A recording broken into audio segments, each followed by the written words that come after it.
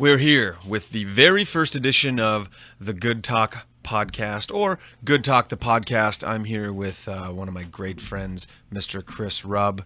Good to be here, buddy. Thanks for having me. Dude, I'm so stoked to be doing this first podcast. Oh my God, me too. And listen, ladies and gentlemen, this is something that Chris and I have been we've talked about this for a long time, doing this podcast, and there was a trigger that finally made it happen. Jonah's been triggered, everybody. Right. It set me off, and I saw this thing, and right then and there, I knew I had to stop procrastinating doing a podcast. What was it?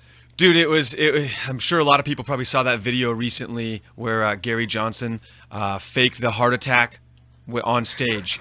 Right. And really, so what triggered me was the dumb fucking woman that was on stage telling people that their risk of having a heart attack while smoking marijuana was 5 times higher in the first 5 minutes. Or, like, what is this idiotic madness that people are allowed to spew from podiums like There are that? people who still listen to that and believe it. It's mind-blowing to me. Right. And 2016. so, I said to myself, okay, if some dumb motherfucker like that can stand on a podium and tell people they're going to have a heart attack from smoking cannabis. Then we have every bit of business doing what we're doing here and now. We're not going to say anything that fucking dumb. No, not only do we have every bit of business being here, but we need to be here. Really, if nothing else, to counter that kind of shit. Right. Just like, even like everything that we say here could be the stupidest thing that you might hear. It will not top that stupidity from her. No way. You're up there with a governor. We're going to say some dumb shit. No doubt about it, folks. But we're not going to say anything that fucking dumb. No. So on that note, I would like to congratulate my state of North Dakota on passing Measure 5. We now do have medical cannabis will be coming for all of our citizens. So. Right, it's a huge victory for so many people who have needed it for so long, and I'm just so glad that people are finally starting to wake up to the possibilities here and not just giving in to preconceived notions from generations past. Absolutely, the reefer madness era just needs to go away and die. Yes, it does. How did that ever happen? How did we ever get there? Like, I know it's been talked about, but it's still like. I was 15 years old when I did my first major research project, and at that age, I chose to do it on the fact that I thought cannabis should be legal. Even then, 21 years ago. So, I hardly knew what I was doing, looking through the internet, trying to do this research and find what rudimentary form of internet we had. Correct. That was back. You had to do like real research back then, right? Like I was turning pages. Yeah, turning real pages. I couldn't just Google why should cannabis be legal. Like that wasn't an option when I was 15. The advantage of having a lot less pseudoscience to wade through on your way to, I guess, more trusted sources. But that being said, it was still just so much less efficient. No, and I love here in North Dakota, it was a landslide victory for the medical effort, too. It was 64%. And by no means are we a political podcast, but God damn it, do we support that one felt good. The logic movement, we'll call it. And that one felt good. I know that Prop 54 passed out in California. Now, I don't know if you had seen, that one was close. Where everyone in this country is really looking to California to sort of set the standard. That vote only passed by 54%. Is that all? For the recreational. Now, you'd think that... I think this was their second time trying that as well. Correct. It was defeated in 12. Well, and you know what disgusts me about that? And motherfuckers can fact check me out there, but I know one of, if not the number one spender against the legalization effort in California was actually the Prison Guards Union. Right. Is people that want to keep people in prison. Like, listen, like our jobs. Like, right? We might lose our jobs. We want to lock people in cages for using a plant. Yeah. So they spent a shitload of money. Folks, when Lobbying. jobs are the presence or absence of jobs is affecting whether or not we're allowing certain freedoms to take place in our country, we really need to reassess just what it is that's going on here and what our true motivations are. Of course, reassess what are your values at that point when you're so eager to imprison somebody. Right. Like you're gonna lock them in a fucking cage. And that trickles down. That one rolls uphill. You have to start in your own home, of course, and make sure that you're well and good. But you've got to look up to just who's setting policy and where it's all coming from. No es bueno. Well, now I think we have 30 plus states with medical and what is it, 6 to 8 with I think recreational? I'm Is it almost 8? certain that it's 7 states in the District of Columbia. Oh, that's right. 7 in the district because Arizona didn't pass theirs for Right. whatever reason. Right. And I'd like to do more research on that. But I know coming back to California, the reason for that one being so close, and again, I want to research this more. And if there's anybody out there listening who knows more about this, or maybe you're part of that industry, we'd love to have you on here. Yeah, chip in. But chip in, be a part of the progress. We want to share new information. That's one of our key components of this podcast is just learning, sharing new information, talking, laughing, having fun, and engaging. We love feedback, so hit us with whatever feedback you have as well. The goal of my life, and might as well be in the goal while I'm on the mic as well. Absolutely. But 54%, and a big reason was sort of the corporatization of the movement there, where California, I mean, even if you're not there, you kind of know from like the hippie movement in the 70s in Humboldt County and like Mendocino, you get to Northern California and a lot of these old school growers. I mean, you've got tree huggers, literal tree huggers, people who went up there to save the redwood forest and just never left, right? Like, you know, the word tree hugger, I'm sure everybody's got their story of where it comes from. The story I heard of where tree hugger came from was literally from the hippies who saved the redwood forest and chained themselves to trees to prevent those forests from being cut down. People were killed and shot over it when they were trying to break those protests back in the days, and that's something I feel very strongly about. Shit, yeah. I'd never heard that definition, but that does make a lot of sense. It would have to. Now, again, fact check me, maybe it comes from somewhere else. That was the story I was told, and I like to stick with it. I've been to the Redwood Forest. It's one of the most amazing places I've ever been. I had a magical journey there with the family, and the people up there were wonderful, and our experiences were wonderful. And I think that it's some of these, you know, it's the small mom and pop, the locals that sort of feared the overregulation of the industry, of the cannabis industry out there, because the fear is, of course, with how these laws have set up, it's going to kind of push out a lot of the small guys. And Right, yeah. It's going to open the door for, That is very true. Yeah. you know, mass production, and not every you know, your mom and pop grower is going to be able to keep up with that. That's just a side effect of our entire system of capitalism in general. If you have the capital to invest in the infrastructure in order to make your system and your method of distribution more efficient and effective, then you're going to have a leg up. You're just going to have that advantage. No, you are, but it's sort of sad, and It takes the heart out of it. It does. It certainly does that. It's very cold and very sterile, but it's effective. It really does put its footprint down. well, some of the very same people who have championed the cause for decades could be the very ones pushed out. No doubt. No doubt. You know, just the family farm operations, and I don't know, maybe, you know, hopefully some of those guys can sort of conglomerate with their fellow growers, I guess, out there and find a way to do it. I don't know much Obviously, about that the best process. system to set up is one of cooperation at any time. Of course, With I love anything. it. A system of cooperation. You hear that, ladies and At gentlemen? any time with anything. With anything, find the balance, right? Right. It all comes back to that. Yes. Cooperation, find the balance, find more efficient methods, more efficient methods. So, speaking of efficiency, I think it was you who brought to my attention one of my favorite articles recently, and maybe not favorite, but fascinating. Loved it. The beer truck, right? The robot beer truck, we're gonna call it. That happened. That's a thing. Yeah. Anheuser-Busch. I think they made a delivery of Budweiser.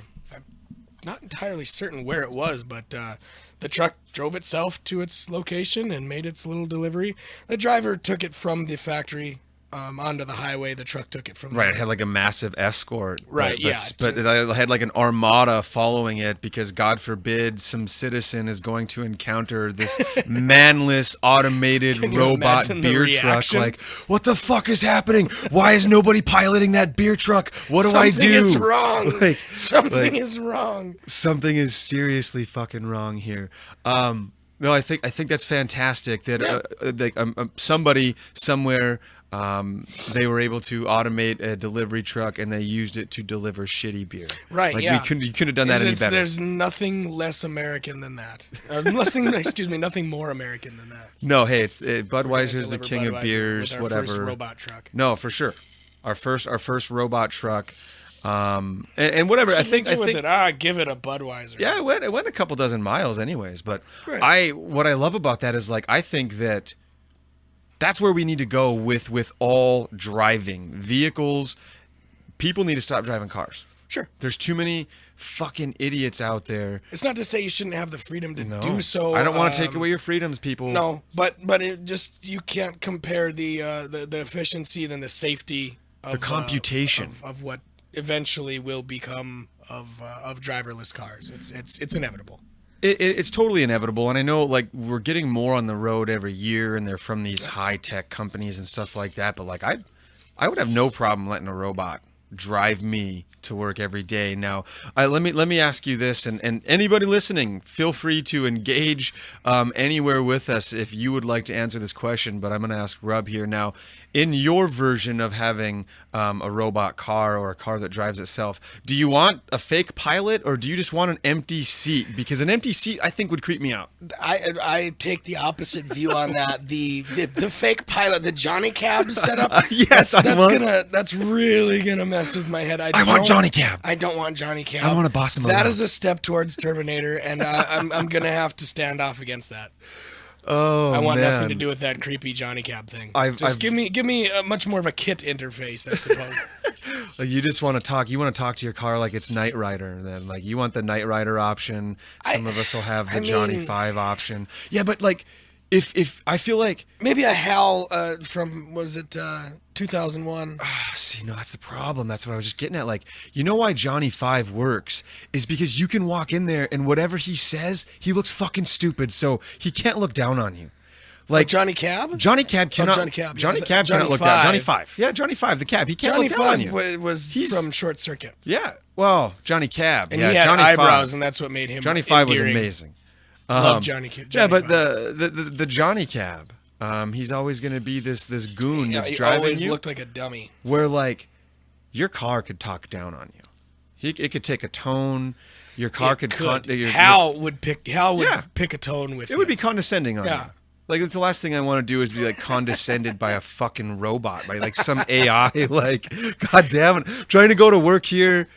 I got social media. Like, what are you doing? Quit talking shit to me. Yeah, I didn't put pants on. I'm doing it in the car. Like, you know, like Why do you think I have a robot car? Yeah, you know, like you realize the moment that we have fucking robot cars, people don't get dressed before they leave the house anymore. Yeah, I think you skip that. Like you're gonna see a whole different level of not quite being ready to get in that car.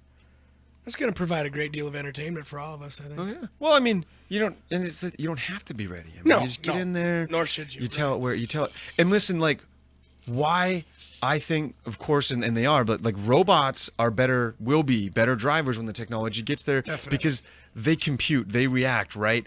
They don't get distracted. They don't close their eyes. They're they not don't fucking texting. right. Well, the thing is, they could be, but It wouldn't matter. But it doesn't necessarily It's the ones take and away zeros. from their ability to concentrate on the task at hand, as their attention doesn't work like our attention. They're able to divide tasks amongst themselves without necessarily removing resources from other tasks in order to branch out into other tasks. Far superior processing power. Yes. I've seen Well, humans Some- crumble like under pressure. Sure, you know, right, and yeah. so even in like these dangerous predictability. Yeah, in these dangerous situations on busy streets, it's just robots lining up ones and zeros. They don't have to look back to, you know, I know people that are afraid to check their rearview mirror on the interstate. Like, how do you guys even get on the interstate every day? Like, what do you just get out, you just get in the slow lane and stay there the whole time?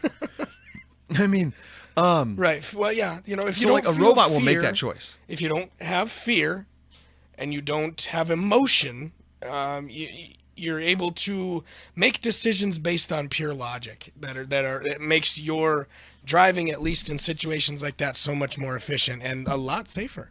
A lot safer. Yeah, and like, Provided I the would- software is written.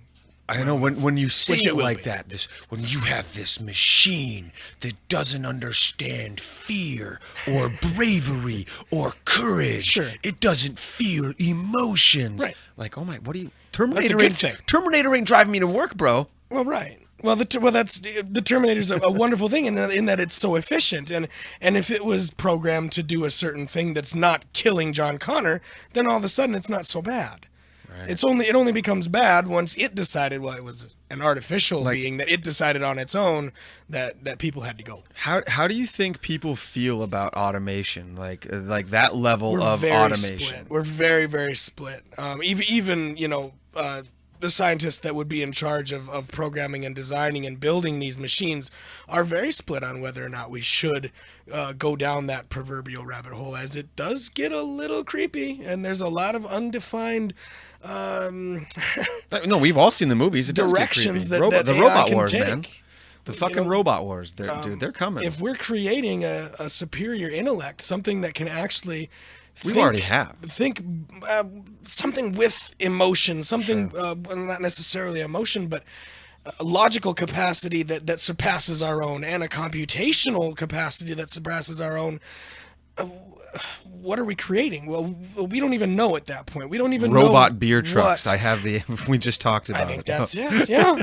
No, We I wouldn't of even course know it goes far what deeper than looks that. like. When does it take itself to another level? I know Right. these are questions. One of the greatest minds. Not to say that it's not really honestly inevitable. No matter Or is what or is side you already take happening. on it. Plenty of futurists, many men whose thoughts and ideas I admire, they ride with the idea that the internet was the next evolutionary step of mankind. Definitely. Like that was an evolutionary leap, and Yes. and at some point technology becomes so fantastic, and we're interacting with it in ways that we've never imagined before, and sort of that is, some would argue, in and of itself, an evolutionary leap forward. Certainly. Although maybe not genetically. It's not a biological leap. Of course, right. This is it's a transcendental leap. It's becoming a different species. It's not to say that this is the end of what a biological human is, but this is certainly the beginning of something different. God, in some ways, you'd think that, like, just the fact alone, instant global communication. Right. I mean, are we the same fucking species of 4,000 years ago when, people were throwing Some sticks would at each argue, other? no, I we're mean, not. Some would argue, no, we're not. maybe, like you said, the biology, sure, but at Right, what point right. at what point does technology and biology sort of blend? And does evolution extend beyond the biological? It's my opinion that it does. Well- It certainly does. In fact, evolution is sort of written into the very fabric of space and time. It's just kind of how things work from the most basic levels on up. Is that they start very simple, they become more complex, and they progress. They somehow get better, more complete. No, so I love these technological advances, and to consider, I think that there, one thing that kind of bums me out sometimes in life is, like, I don't know, like, I don't have enough time to spend with the people I love. Sure. And it's that, and I'm not whining because I got this great life, but it's like, fuck, I would love to only have to work 15 hours a week, grab my kids from school every day, and go on some cool adventure, or just to be able to take off for like a week. And, like, I wonder, can robots just replace us, the workforce, and allow humans more time? Would that, I wonder, like, when we get to this automated level where more robots are taking over our jobs, where you've got self checkout machines, and we're gonna have beer trucks and taxi cabs that drive themselves, like Manufacturing manufacturing is already there. Farming could go next. Just Like, there's about anything that a human body can do that's repetitive in nature, can and will be replaced with a machine in the very near future. It's Do you think we'll see it in our lifetime? What I mean, across the board, complete replacement. What are the next few steps you think we'll see? Because Because we've already seen, like you said, the let's see. manufacturing and the factoring factories. That's old news, right? Like that's already happening more and more. Driving is going to become more and more and more prevalent. It's safer too, like I said. It's certainly safer. Certainly safer. I'm open to the discussion as to whether or not it's safer.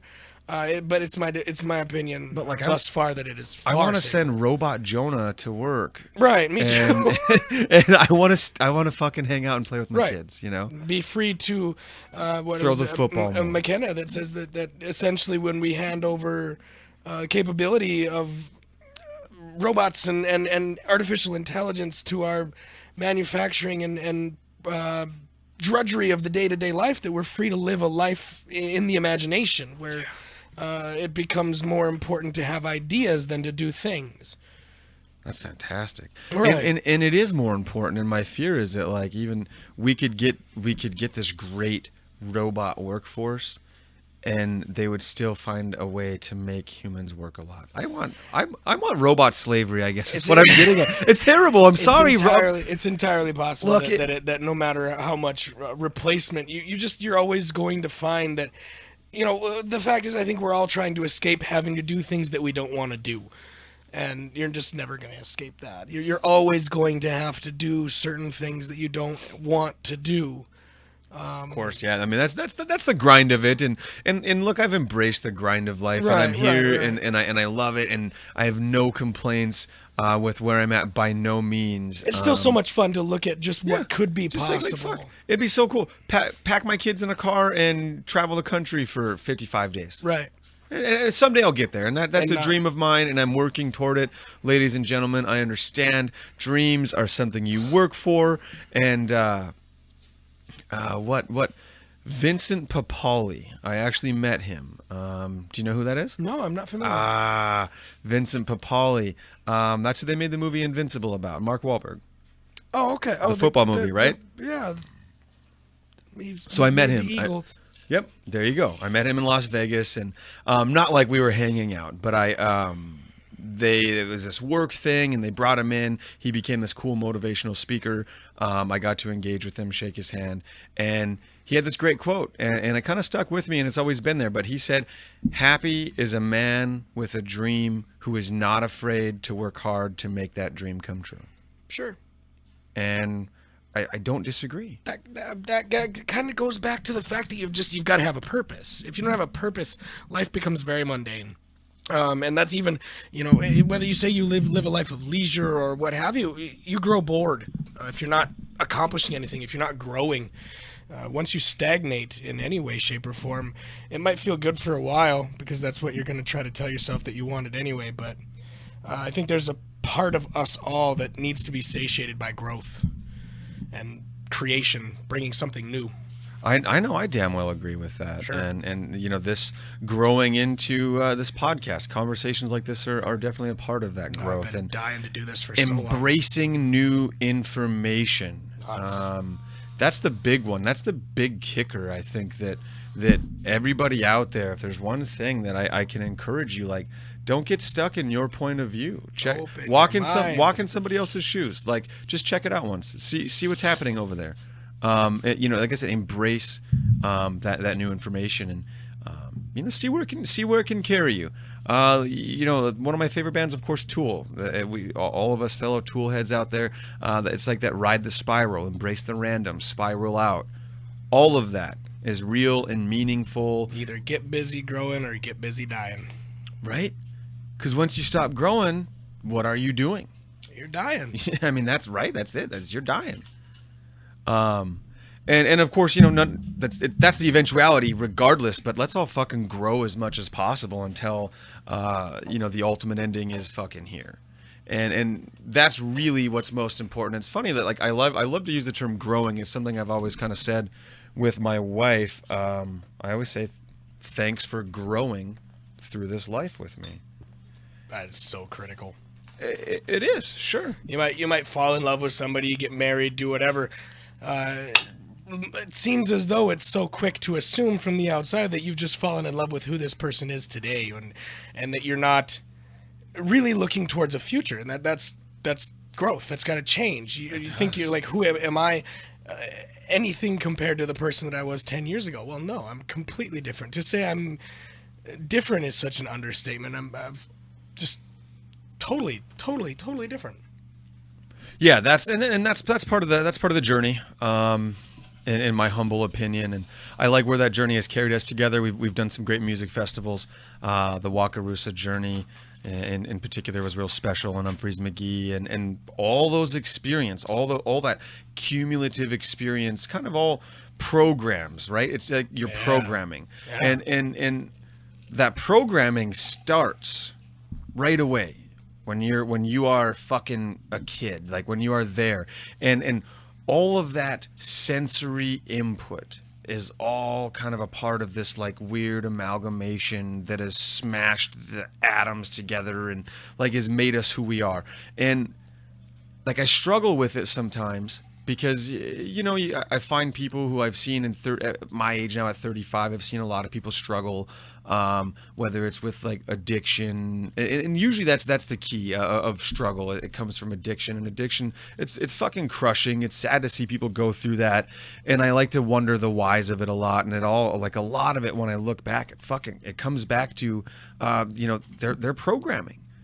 And all the inputs that sort of got them there. Like it's not just like this one quick choice, like a switch you turn on. Oh, I'm an addict now. I mean, it's a cumulative buildup, a sequence, a creation of an addictive personality. Then it transcends just being addicted to, say, substances, and it can really become addiction to a lot of other things. Some of them good, some of them bad. Well, right, and you know, I like. What makes somebody, you know, that trigger, of course, that they are how you are able to overcome being a victim of your circumstance, so to speak. Like, you know, because I see a lot of the pull yourself up by the bootstraps people that don't sort of empathize perhaps with the struggle. That you know, not everybody is built the same way. Like organically, yeah, we're made up of the same shit, but we're not all built the same way. No, like, nor have we been exposed to the same circumstances. Exactly, and in all these circumstances that you are exposed to are that cumulative effect of your personality and who you are and what you've become. And I don't know, what's that key? What's that key that triggers people to overcome their own bullshit? Is it a figure? Is it a moment? Is it an epiphany? You know, like, I wish if I knew that, I'd quickly become one of the richest, most powerful people in the world. Yeah, right. We'd put it in pill form and sure. Like, wait a minute. They already did it. It's called Xanax. Is there a prescription for true epiphany, for long-lasting change? Oh, sure there is. For altering one's paradigm. I'm not entirely certain that exists, and if it does, please contact me. I've altered my paradigm. I've certainly called had a 10 strip. Right. Yes, that'll do. That will do. But the thing is, there seems to be factors that are intangible in those regards, particularly with psychedelics and things like that. Yes, one can alter one's paradigm. Yes, one can become very woke in that regard. Woke as fuck, fam. Woke as fuck. Lit. One can become, I guess, just different and changed and better. But it's not as though I can write it down on paper and tell you if you do this, and this, it's going to work. I guess it doesn't work that way. Yeah, it doesn't. My only advice, I try again and again and again, I suppose. Yeah, don't give up. Line up a certain set and setting and intention. Well, these thoughts kind of, and again, there seems to be a temporal factor at work, or some kind of intangible, ineffable thing. No, and really, I think a lot of these thoughts just come from I want to see people do good. Absolutely, that's what I want. Like I want to see everybody I I don't wish love to compete with anyone over who's happier in life. Right? It's not a competition. No. Happiness is not a competition. No. Fuck. I mean, if it was, I'd probably win. But if it was, I'd be transcending. I'd probably everything. be the best at happy. I am the best happy there is. No, but really, I fuck you. I want the best for people, and so, Yes. if I could like analyze and put in a bottle that mechanism that just allows people to overcome the shit that maybe they've seen or been through or whatever, like I'd fucking love to give them that. I've That's all. tilted my head at that so many times. You know? It just how it could happen, how you could condense that, bottle it, or what have you. And I come up with a certain set of circumstances, intentions, and certain things, but yet it's not an exact science. It's not 2 plus 2. It's something that's got to be sometimes tried again and again, or stuck with, focused on, and eventually, I'm on your side. I want it to work. Yeah, I guess all we can really I've got do no is guarantees for you. try to put a little love and hope out there, and hopefully it'll catch on with the right people who fucking really need that, who need to take that next step into something better. Take a risk, try something new. Yes. Break the mold. Yes. You can't and that really is something that breaking the mold and trying new things, I think I want to see an entire societal shift where we stop trying to solve old problems with old thinking. Yes, definitely. Because there are a number of old A problems. reassessment of our methods of addressing and handling problems that have been around since the beginning of recorded history that we've never really gotten around to dealing with because we don't confront them head on, or we I don't know, for whatever reason. Because everybody has their own ideologies and nobody wants to give that up, and everybody wants to force their ideology on someone else, and Right. that's There's the problem. and that well, kind of that's not the problem, but there's where you is run that into like a great part of deal the human condition. Yeah. Our will to sort of like, Our desire to push my beliefs on someone else seems to be built into us. well, right, and like One has to be very conscious of that in order to not do it. So I'm forced to think that it's sort of naturally there. well, of course it's naturally there. I guess maybe everybody applies it differently, but fuck, I've always been like, whenever I find something awesome, like I'm like, fuck, I need the whole world to see this. Everyone's got to see that. Everyone, you need to see this. It's really I'm awesome. very much that same way. Everyone's got to see that. But I think it's a good thing, like in that regard. Right. I want to share it. I want to share this with you, not.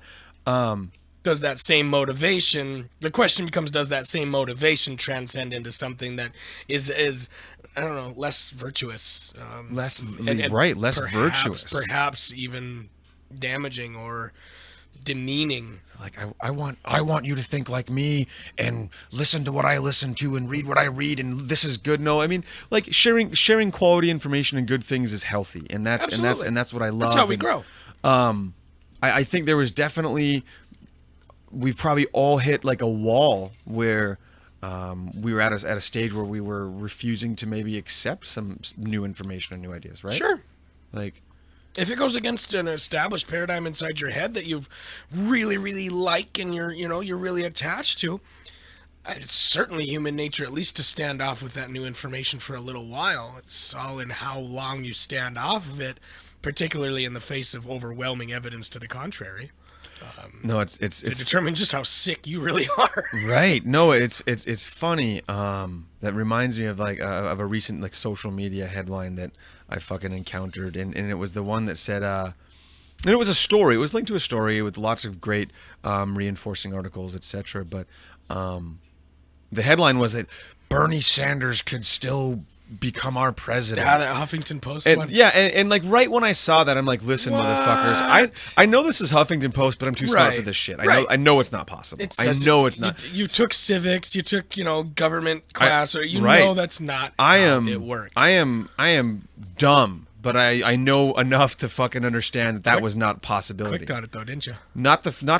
first 15 times. I did. I didn't click. I was like, fuck that. I'm past that shit. It's so stupid. I knew it wasn't possible, but at least I want to hear. But, at least I want to hear like maybe they're well, obviously they're gonna have an explanation here. I want to hear them out. Well, and it did, and I think like eventually I did. It was when a good buddy of mine, Stano, finally shared it. I'd seen enough people, and then like a couple people commented on his, and I finally read it, and it really did have some good messages, and a lot of the messages therein kind of reflect back on what you just said. Right.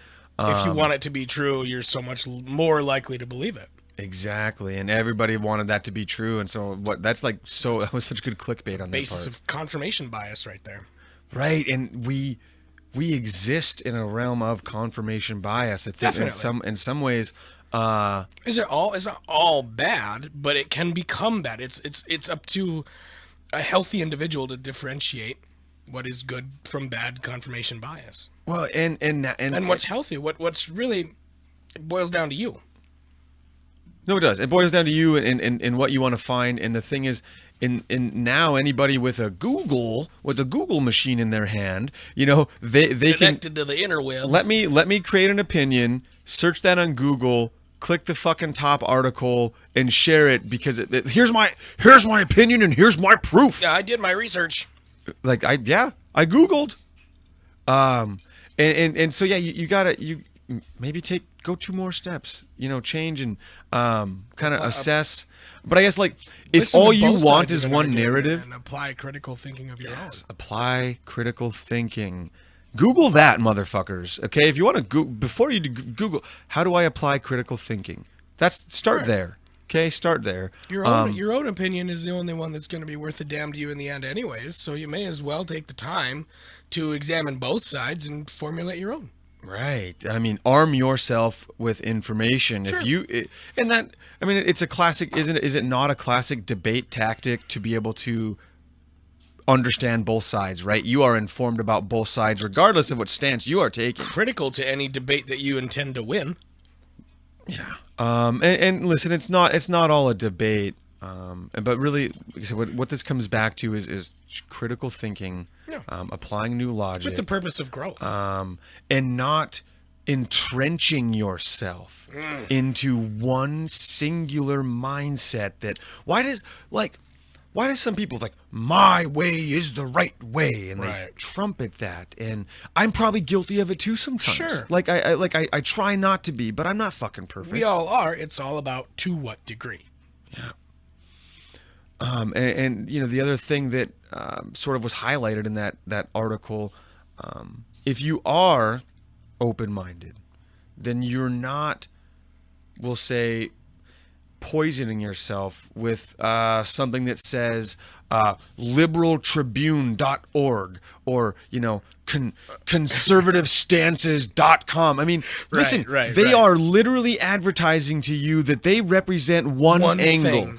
Everything One that thing. right, like understand, guys, if you're reading something from liberalpress.org or fucking, republicanbadasses.com, they are literally designing everything there to give you a singular viewpoint. Right. If you want to fucking feed yourself no with matter that, what happened, they've bent it to their means It's like- already before they're feeding it to you. With exactly. A Do spoon. you know what that means? You are going to the intellectual buffet of shit waste food, and you're not even eating different things from that gross intellectual buffet. You're going back up there and you're scooping up cold mashed potatoes and you're putting on some stale fucking gravy and that's what you're doing.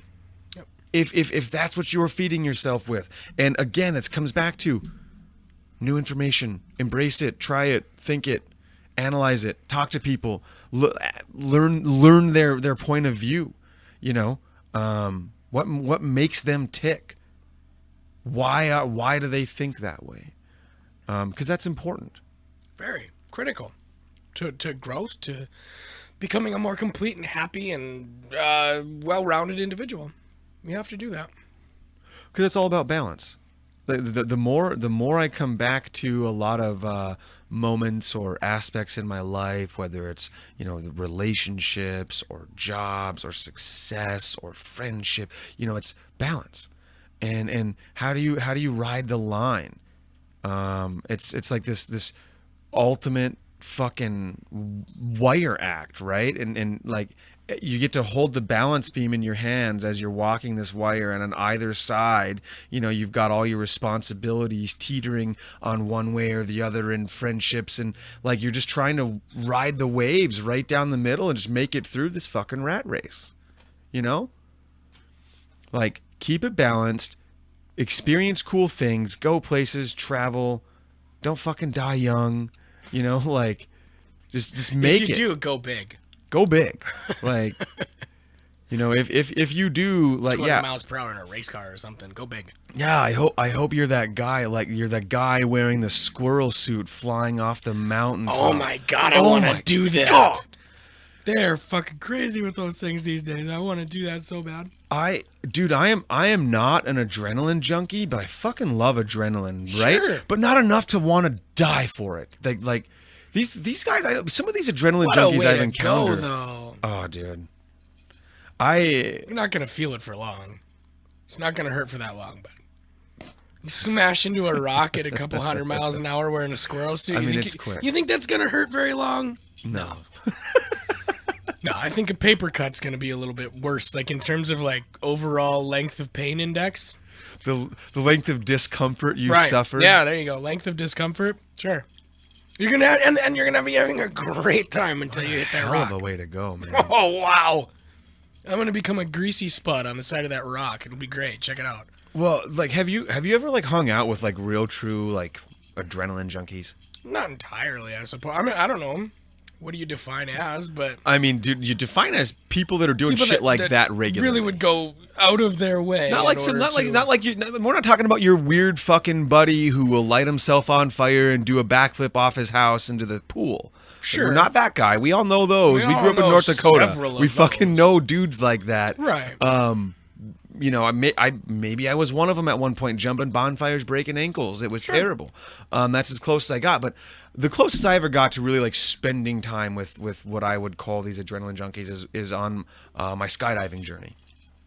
Went skydiving in California. It was fantastic. Went with my good buddy Todd Newman. Shout out to that's right, yeah. shout out to Dakota Shy Wine and Todd and all the great success he's having out there in California. I think it's a beautiful thing what he has done, and he's one of our own who we came up with, really making a mark for himself. But we went on this cool skydiving trip, and it took like there was a couple groups ahead of us, and you go through this process and they train you. And when I say they train you, you watch like a 12-minute VHS tape. I'm not kidding. Like this in 2014, you watch like a fucking my parachute training was like an 11-minute VHS tape. Okay, but these guys are super professionals.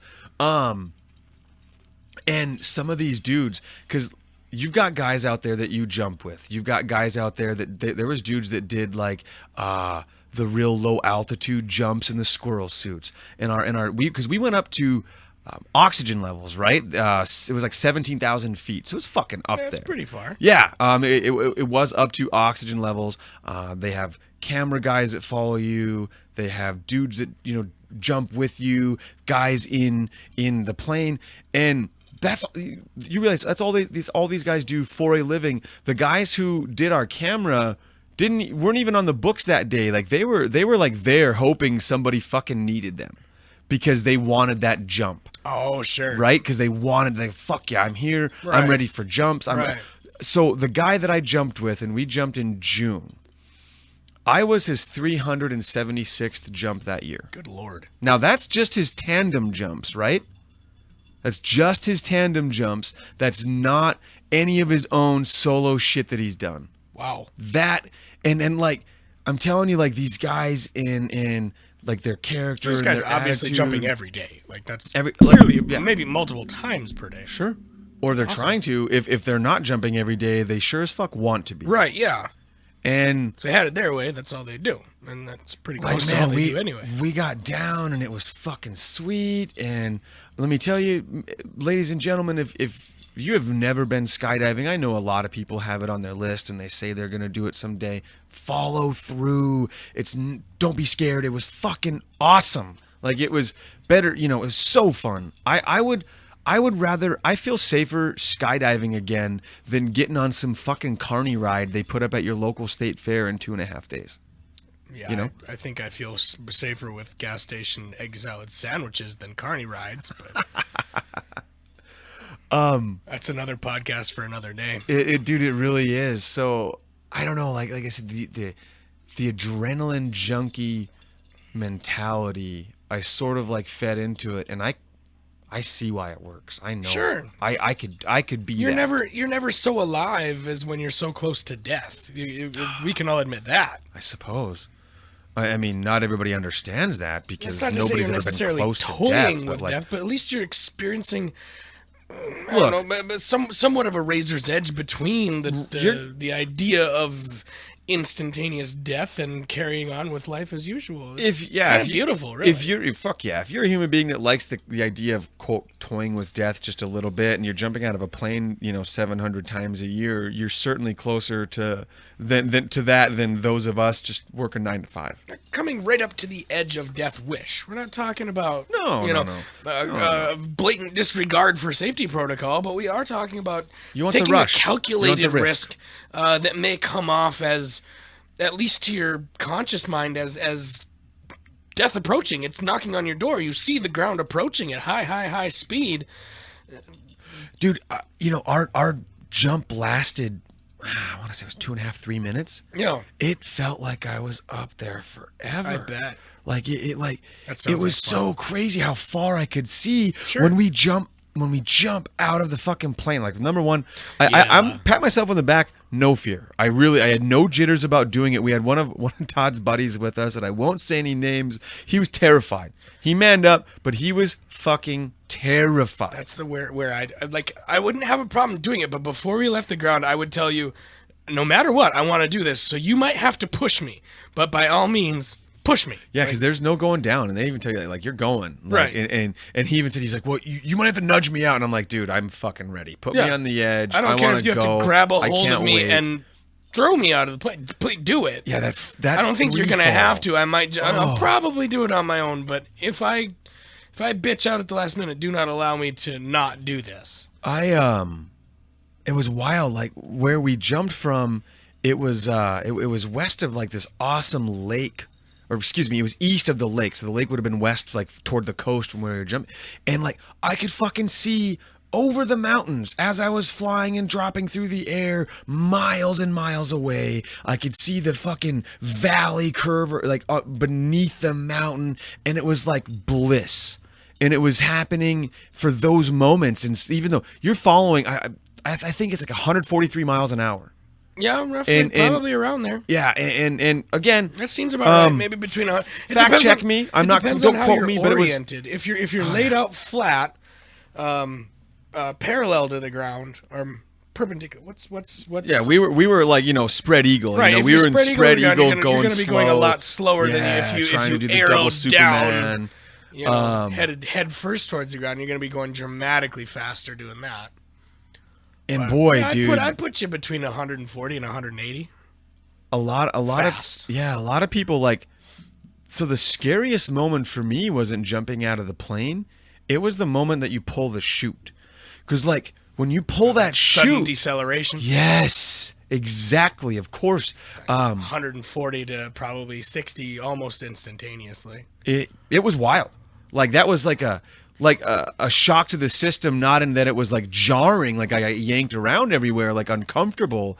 But it was such a sudden shift in velocity. Right. And all of a sudden, I'm like, holy fucking! You get to control the Go parachute. I would and- imagine mentally you go from a state of falling to a state of floating. Sure, yeah, that's probably accurate. You're Yeah. falling now at such an extent, and you're still high enough up where you might feel as though you're floating or not necessarily falling anymore. The weightlessness was certainly there, and it kind of reinforced my dream of someday trying a zero gravity chamber. I would love to do that. I would love to simulate that experience. Oh, like a but vomit comet? what the fuck A is zero G chamber. What do you mean? a vomit comet? The vomit I mean, comet. like float. I don't want to. When you get inside the big plane that does the parabolic arches, and every time you get to the top of the arch, you're inside the plane, and you go weightless according to the plane around you. What the fuck? Where That's do you? where Where they do you do recorded that? Is Apollo that- 13 in these things. Oh, really? Well, you Yeah. rent No, I've one. never You can seen buy Apollo tickets. 13, but no, you can buy tickets to try those out. Yeah. Like I want to try. I want to float around. I want to float freely, like that. I Yeah, wanna free that's float. what, like a vomit comet. It might be what. Are you saying I'm gonna puke when I do it? No, it's a lot of people do. but Jesus Christ! Go on an Yeah, empty this is- stomach or like vomit comet? Fuck! I hate puking. I don't want to go and puke. That's kind of an affectionate name for them. You're like, oh. It's just a parabolic oh, flight plan. You want to try zero gravity? Do you like puking? Like, what is that? Like, is that what you're saying here? Well, Or- there's a your inner ear is going to disagree with what your eyes are seeing, and a lot of people have stomach issues. like it throws off their equilibrium Right, like right. so atrociously that like they vomit and have like these terrible. I don't know that it would be anything worse than your average roller coaster or any kind of other experience that you might carny rides and whatnot. Dude, but I love roller coasters. Absolutely. Have you been on like a real major roller yeah, coaster? I've been at so cool. Knott's Berry Farm, and, Six Flags, a few of those things. Oh, yeah, you've been I some love heavy me a hitters. roller coaster. Yeah. Oh yeah. Yeah, they are absolutely fantastic. But with skydiving, I stuck the landing. It was amazing, and try it, folks. Try it. Do it. Chase your dreams down, dude. That was is it fair to have like a bucket list item when you're 17, 18, or is it like a bucket list by I think- rule? Can it only be achievable when like you're knocking on death's door? Absolutely not. No. no. Like if you start, but if One- you start, one if you should start at a bucket least list be- young, you better have a long list, Well, right? Yeah, well, not the list can grow as we grow. The list can change as we change, but to be aware constantly of one's mortality is, I think, it's a healthy thing. You don't need to be preoccupied with it. You don't need to be fearful of it, but to be aware of it, that this is a finite experience and that one day you will expire, and to therefore get a hold of life as best you can and explore, learn, and grow, and see what this thing has to offer. Try to understand just what this thing is. Yeah. You know what? For me, some of my biggest passions are tilting my head at just what human consciousness is. What am I? What are we? How are we allowed to be here witnessing this thing that is life? What is it? We take it for granted because we have to live it. We have to keep going. But at its very root, try to define it. Well, do you Go ahead, please. And if you do, again, please contact me. And I if you love can all those define that. questions and feelings, and I feel as you do. We are very much on That's the my same passion. page there. It's just my passion. No, we're on the same page in terms of those desires and those explorations and curiosities. Right. Why is that not the whole of society? Why, not to say that like you are right, okay? I'm not to Well, to if I say spent all you my are time, right. And if I spent all my time only concerning myself with questions that seem to have no answers, in fact, every answer you might come up with only comes with a dozen more questions. Well, all of a sudden, I'm very hungry and I haven't prepared dinner, and I'm, if you're preoccupied with all that stuff, you're gonna not kind of pay attention to the things that are important. the world doesn't need to be and filled again, with you Terrence have McKenna's. to We have just to come need- back to a state of balance. Yeah, that But, no, very true. But Well a said. healthy preoccupation with those types of things at least keeps you from, I don't know, unhealthy things, I suppose. If that's where your mind goes naturally. Yeah, if you have a sort of natural propensity to kind of lean slanted, you might want to play the avoidance card with that. Right. I just find it it's fascinating for one thing, and I know I'll never really get to the bottom of it, so it keeps my mind busy. Yeah, and on that merit, because my mind's always grinding, and sometimes big like time. I'm like, "Fuck, man, just shut up, stop going for a while." And like other people I talk, they're like, "What do you mean?" Like, I wouldn't want it to stop. but do you know people who are just blank up there all the time? Not that they're dumb. Don't but you you they're just kind of have blank to up there. assume that they're not really I'm not saying they're not really dumb. necessarily making any progress up there. That maybe they're just kind of like milling over the same thing again and again and again. I guess I don't know. Like you hunger. do understand you hunger what you're for these getting at, questions. You hunger for these questions, but not everybody does. Not everybody wants to know that. right, you and know? that's okay. No, it is. But it really is. But what else do you people think about? What do you if fucking not think that- about when you are not echoing across the voids of your own soul? Who the fuck cares if the garage is closed when you can think about why your subconscious reacts to how the sun comes up at 6 a.m. instead of fucking 10. You know, whatever the case may be. Like, why fucking worry about whether or not, oh, fuck, did I put the fucking garbage out? Oh, no. Like, Right. fuck those little thoughts, man. Just get in That's there. not to say Grind in there. I guess it's not to say I don't have those thoughts as well. Rub's like, burrow in yourself. Burrow into your subconscious. Yeah. And dig that fucker out. Figure it and out. find out what's going on. What makes you tick? What are we? Forget about what you know, like that's still very advanced thinking, but what are we? I wanna It's get so back, open. I really So want to get open. down to the simplicity of it all and try to get to the root of just what what grants me this ability to stand here and witness this very thing that I'm standing and witnessing right now. Like how do you think, like, if we ever developed like a fucking molecule or like an atom gun that I could zap you with it and that like your atoms would disperse and be visually floating around and then I could shoot you again and put you back together? I'm not sure what you're getting at. No, me neither. There Would was be just like- this crazy question that popped into my head right now, and I had to fucking hit you with it since we're talking about all this, you know, deep kind of subconscious. Sure. What are we? You know, we're atoms, right? You know, we're Right, yeah. molecules. At the very base very level base of physical matter, yeah. Like in Lawnmower Man, where they Right. can break people up into little fucking atom bubbles and shit. Like if I hit you with like an atom baton and it split you in to fucking all your own separate little molecules, would I Right. have like, would that mean that like there's like a million rubs, you know, or you know what happens there? Like, Well, what is, in terms of what are we? I mean, what first happens of all, there? I don't know, but I have to maintain. You better I- tell me, based and on whatever my you say based is on my fact. observations and the bit of computing that I've done on this in my own little head is that my consciousness is such that it is just one thing. However, it is also no different than yours. But if your and- atom shattered, is your consciousness shattered? No. The consciousness is only tied to physical matter through the experience of the whole. I am my consciousness through my physical body as one piece. If you take the physical body apart, it stops working, right? Like it no longer lives.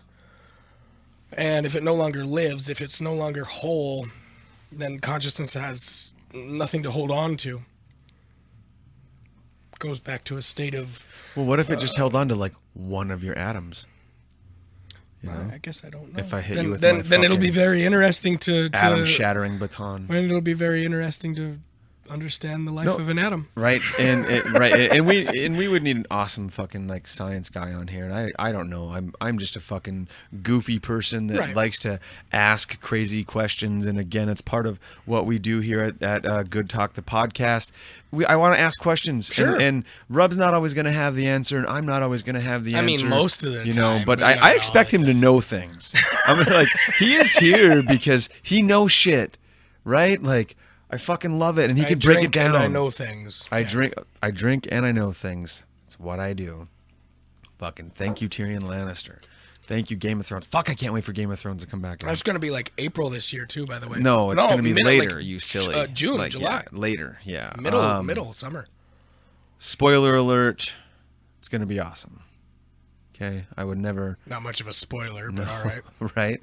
No, I would never throw a real spoiler out there, but sometimes like the stupidity of people who will just use a spoiler just makes me want to fucking like Choke them 'em. above Yeah. the head and shoulders. Like, I understand when a kid does it. I used to do that when I was a kid. I remember my mom yelling at me like, "Jonah, you can't tell people what happens in a movie." And they weren't called spoilers back then. Right. It was just like, you It was can't just a do kid that. being a Yeah. dick. Yeah, well, I wasn't even being a dick. I was just naive. It's A naive. naive It was way dick. way more naive. Jonah Lantos, little naive dickhead kid. Fucking. He told me about Darth Vader. You know, like, yeah. No, I don't think I, ever consciously did it, but I certainly remember getting yelled at, like, just talking about a movie and thinking, everybody had seen it, and you start, waddling on about it and fucking ruining it for somebody. And I've seen kids do that. I've had kids come into my house and do it. Like, It's hard to keep your passion in check when you're young like that. When you're that passionate about anything, you have to learn how to check yourself. yeah, well, and that's why I'm comes back to like your eagerness to share. Yeah. And like you're just like, fuck. Yeah, You know, everyone's this gotta happened. see this. We What come back did to you that. think? Like, did you think something different than me? Like, were you? What do you think happens next? It's Yeah. always like I like asking questions. Meanwhile, I like, maybe this person hasn't even seen it yet. no, they've seen nothing. Nothing. We want nothing. Nothing. We want nothing. Eggs or pot. Either Either one one will will do. Shout out to the Aqua Teen Hunger Force years right there. the Fucking Moonanites, The my Moonanites. They were my God. favorite characters on Aqua Teen. The for sure. Plutonians and Moonanites. Yeah. And the Frat Aliens. God, they were all so good. I think the frat aliens are behind, like the bros, Yeah, Right, the frat, yeah. My dad totally owns a My dealership, dad is a dealership. and Yeah, they were third in line. Moonanites and Plutonians were really good. the Moonanites were just so cold and calculated and callous about, like, but just like the dumbest. Do you want it done fast or do you want it done right? Yeah, I miss like coming up with Adult Swim. Like that was a cool time. Hell yeah. I remember a time when Adult Swim was just Space Ghost Coast to Coast. Right, Like, yeah. that was the entirety of was it. of the programming they were putting forth, and now they've got live TV. I mean, that's kind of what they were always growing toward, but like they direct and act, and it was all just fucking old cartoons. Fuck, even like, a lot of people who probably now watch Family Guy don't know this, but Family Guy, many of us true fans know, but for those that don't, this is fucking, it's kind of wild. Family Guy came out on Fox for like a season and a half. They canceled the fuck out of it. Yeah. Adult Swim rose in popularity, and they Yeah. were like, hey, we think Family Guy is fucking cool. Right. We want to put it on here. Adult Swim was already on the rise. They put Family Guy on there. They resurrected Family Guy. Oh, yeah. Family Guy became the #1 show on Adult Swim, and fucking Fox wanted it back. They took it back. They're like, holy fuck, you Yeah. took this. It's like, dude, if I had like an old beat up Mustang in my fucking driveway, and you were like, hey, Jonah, can I fucking fix this Mustang up? And I'd be like, yeah, dude. Yeah. And you just fix it up and getting it cherry. Make it like the most awesome Mustang ever. You can't just take that back. Yeah, and I mean, hey, Rub. Sorry, bro. I'm gonna need my Mustang I'm back. gonna need that back. Need my Mustang back. Like I almost Dick move. And part of me like wishes that somehow Adult Swim could have just shit all over Family Guy and made it terrible before giving it back. Like in the scenario where you fix my Mustang, you can be like, fuck you, Jonah. I'm putting sugar in your gas tank. Right. And like I'm not gonna give you back this hard work that I've done. But obviously that just wasn't possible for the Adult Swim guys. I hope they got a payday, I guess is all I can say. Like I hope so too. It's just like, and it's still on. Like Family Guy is still on all these years later, because it was canceled for 2, 3, 4 years. It Yeah. wasn't like it happened overnight. It was No. canceled for years. I was like 01 to 02, or well, that's probably shit. I don't even know. But it was a while, Right. That it didn't exist in And now any it's kind like, of a new form at all. and now it's part of the No, it's prime time. prime time, one of the #1 shows in the world, and has been for a while. Like it's family. It's not going anywhere. What? No. So what? Anything Seth MacFarlane has touched over the last decade has turned to gold anyway. I love Who- it all. I like a lot of it. Who do you take, or what show do you take? And this is gonna fucking matter. We're gonna divide people here. Now I know that we're promoting togetherness and new information and love, and we're tree huggers and fucking we're all about Until the you say green. something I don't like, yeah. But as soon as you cross us, Right. and if you answer this fucking fuck question you wrong, up. boy, we are gonna come down on you. Buckle up. We are gonna fucking get you. So here it comes, Rub. I'm gonna hit you with the tough one. Bring it on. Family Guy or South Park? South Park, hands down, far and away, not even a question. What the fuck? Really? Really. Do you think that's like a Family Guy- 50-50 or No, like 50-50. Oh, like, like in terms of like the populace? Where do you think the populace lands on that? Just for fun's sake, I don't you know. know? The populace is pretty dumb, so probably they would land on Family Guy. But Yeah, well, I'm dumb. I'm dumb. I land on Family Guy. I'm one of the You dumb are ones. dumb. I am one of the dumb ones. You're one of those dummies. Like breaking news, I am Jonah's dumb. In case you hadn't. So figured that out where hey, I'd love to know if you guys find your way to our website or our group or wherever you find your way to us. We want to know. Yeah. Family Guy or South Park. If you don't watch either, Unless guess you what? We don't fucking care. gotta Don't have- tell me you don't watch them because I don't give a fuck. This question isn't for you. Right, You yeah. you don't get to be involved here. There's there's no no participation third trophy. option. There's no third option. It's not like South Park or Family Guy and you answer Doctor Who. Like that's not how this works. No, that's not how this works. Like when you throw those questions out there and then you always get some asshole that wants to offer a different answer. It's like, dude, this question isn't for you. It Yeah. only applies to the people in these two realms, in Right. these two bubbles. Quit forcing your bubble in here. You know, like, you know, we don't. We learned about bubbles in 3rd grade. Where were you? Yeah, there's no bubble forcing. Okay, fuck. Family Guy or South Park? Where do you land? Well, let's the get to the important bottom of questions. this. At least between you and I here this evening, what would make you choose Family Guy over South Park? Dude, just I like the characters better, man. I like fucking Peter a lot. Like Peter really does it for me. Do you and are you Stewie taking really does into it for account me. the social commentary? No. And I- and overall writing prowess and execution of South Park versus Family Guy. So here's something that okay, And I'm it's gonna not just on a comedy standpoint. right. No, it's On not. a social commentary standpoint. South Park is undeniably superior in social commentary. Objectively, in that realm of writing, it is better. Objectively, it is better. Better than Like 99% of shows on television. Like I say the same thing. Hey, Forget just cartoons. Forget objectively, comedies. Lateralis is Tool's best song. My favorite song is Opiate. Right. You know, for me, I don't know. Some people I've met, they can't differentiate between, well, this is the best and this is my favorite. I've met people who are of the opinion that if it's your favorite, then to you that has should to be also the be the best. best. I don't think that way. I guess My brain doesn't fucking go that way. It doesn't on a lot of things, you know, and you know, maybe that comes back to the as a lot of the people who, you know, buy into the horoscope stuff or not, buy into, you know, the astrology or not. I'm a Gemini. That is part of the duality of my nature, as defined by that sign. Oh, well, that explains it all. No, that explains everything. So that's why I can't. Glad accept we got this to the one. bottom of that. Right there, science.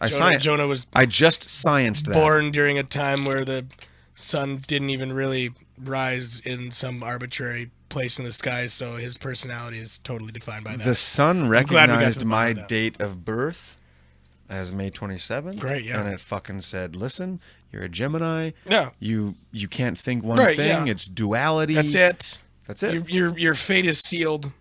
Your fate is You will sealed." never develop any other personality. I'm So, open. I'm open to discussion. Do on do all I that hear kind of thing, do I but hear skepticism about the signs coming from can it just Chris be Rudd? open mockery? Open mockery? No, How not that far. dare you. Not that far. But it's just also arbitrary. You know that the No, it sun is. doesn't even It really is. rise in the constellations anymore. Like it doesn't even work that way. And The sun and doesn't one, even really rise. It doesn't even work that way. And like, Hilarious. I mean, where do you define the beginning of The life? sun Where do rising you- is a where do you- man-made construct. Yeah. Well, no, the sun absolutely. No, I Dick. know. It's just that due to precession and things like that, the sun isn't even rising. In what 1980 when you were born, the sun did not rise in Gemini on your birthday. It really didn't. It lines up to an ancient interpretation of things, but Well, It's not really there. I'll say this much. I hope wherever it aligned that like the pyramids on the earth were aligned with constellations when I hit this earth, okay? 'Cause that means something.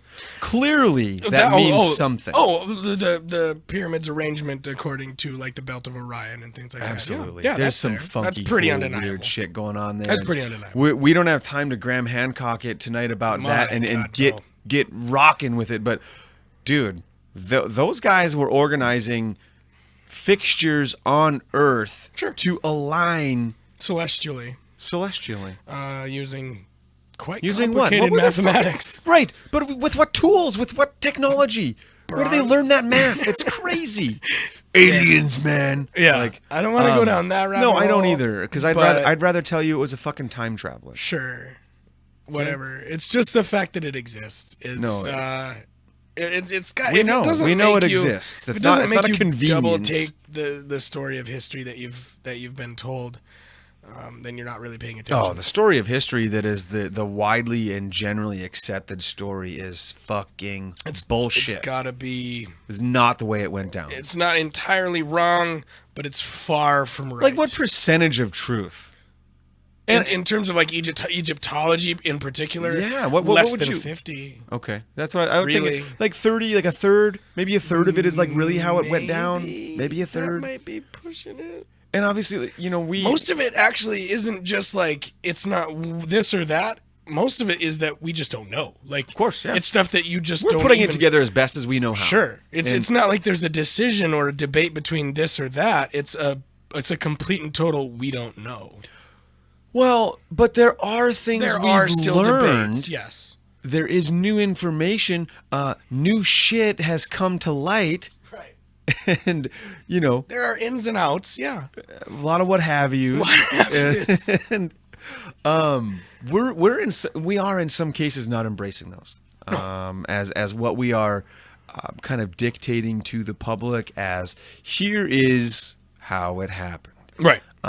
Like there is such a staunch movement in being right and not being proven wrong, and like sometimes, fuck, I love to be proven wrong because it means I have a chance to Absolutely. learn, right? Yes. Right? Isn't that what that means? Like if It if feels something so has good happened, to learn something new that once you establish a new overall paradigm on just how something is, to be proven wrong doesn't necessarily put you back and make you feel bad about what you've learned, but it gives you the chance to learn it all again, to go through it with fresh set of eyes and a new perspective.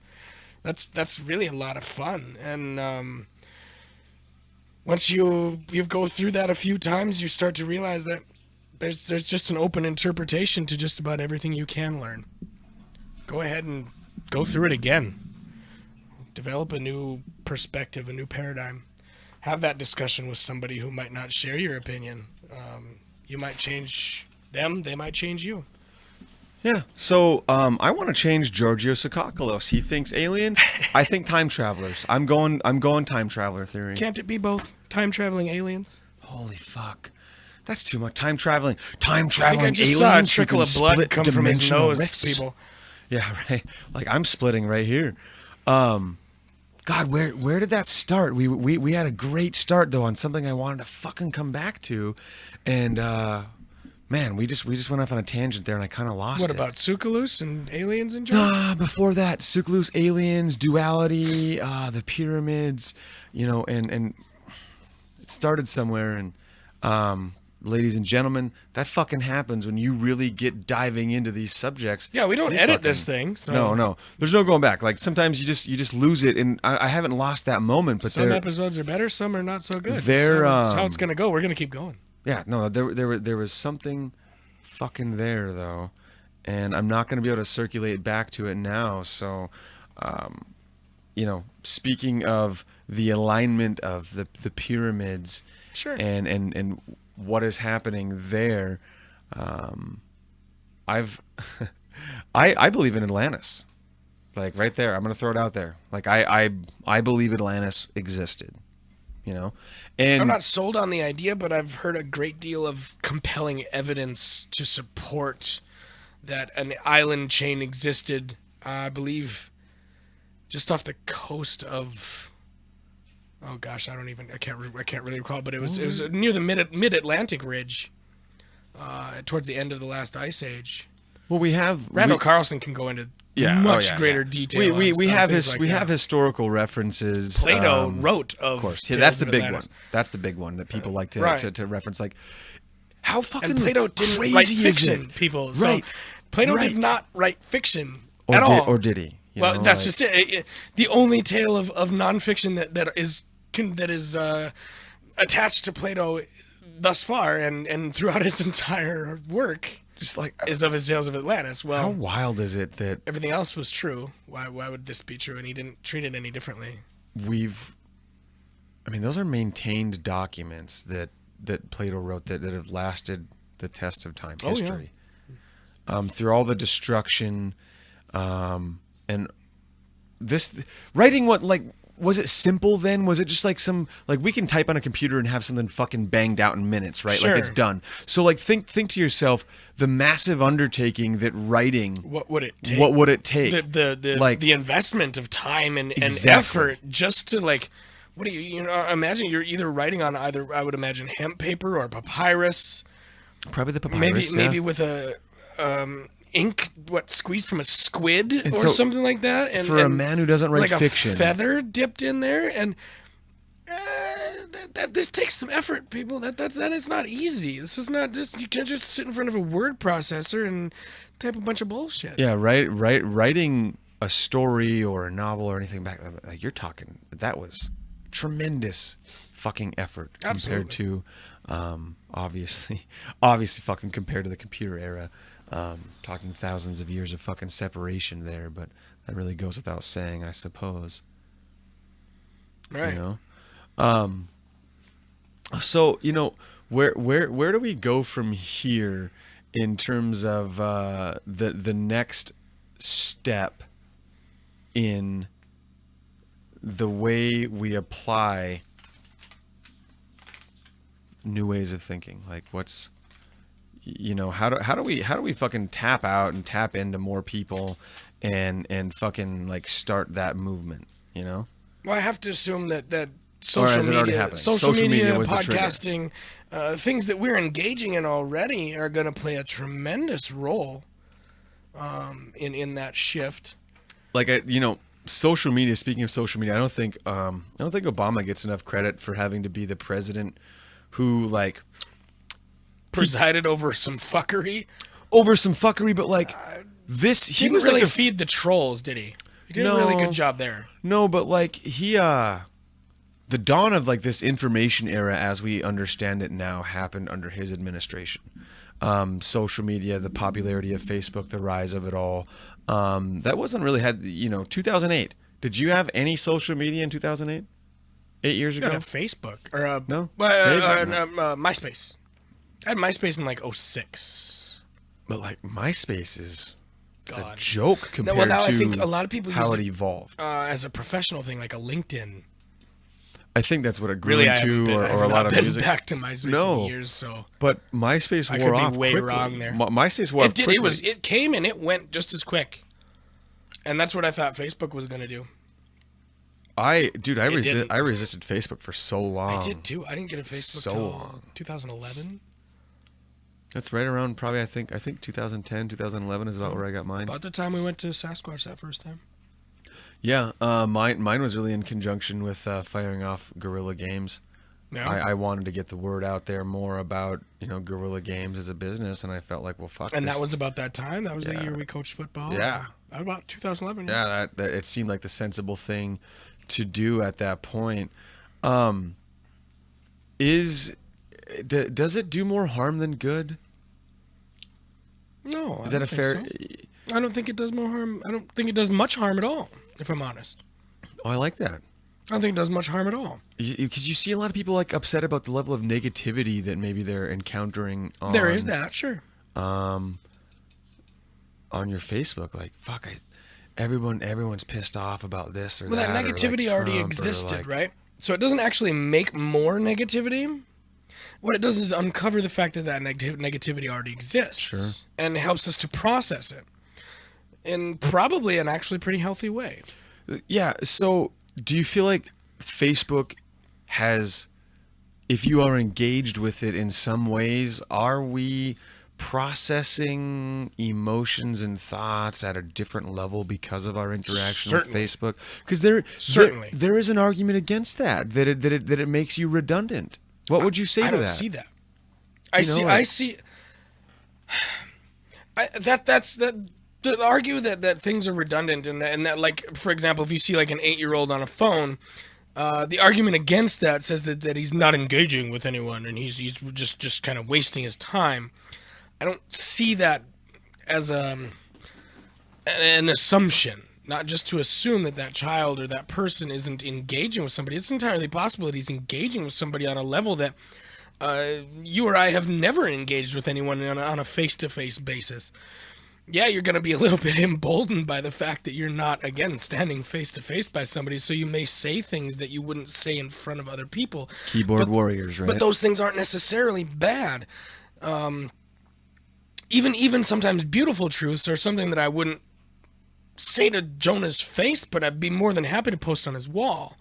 Well, see, I've seen an argument It seems to be just our nature to assume that the worst. that kid is up to no good, or that he's not doing anything productive, and I think that's unfair. Well, in some by some measurements, productivity is subjective. Very. Yeah. What is being produced? I have seen people make the statement they feel the world is less connected because of our phones or Facebook or blah blah blah. And I've always felt I felt the opposite. I feel more connected. I feel like I meet people in the world, and it is easier for me to be connected with them than it ever has been before. Because let's be realistic. If in 1987 you went to a great concert and made fucking 7 new friends that were really cool. You had a great night with them, maybe even a great weekend, just an awesome experience, and you just met them that weekend. It'll be the last time you ever heard them. Last time I ever saw them. Like, what are you going to do back then, right? You're writing down 7 phone numbers, and then you're going to make time. Then you're going to make those 7 calls through, once a year and have a chat with each one of these people. It just didn't happen. Look, no, it just didn't happen. It just didn't. No way. There's no way. Like, you might have got one. After that evening or that weekend, that's the last time you ever saw or heard from those people ever again.